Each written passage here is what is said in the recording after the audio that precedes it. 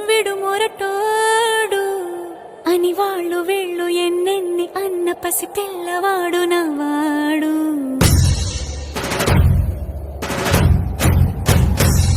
విడుముండోడు అని ఊరు వాడ అనుకున్న గాని మహారాజు నాకు నవ్వాడు.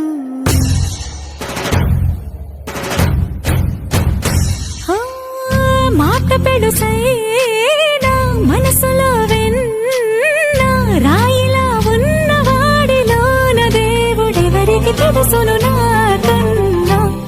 సూసేకి అగ్గిరవ్వ మాదిరే ఉంటా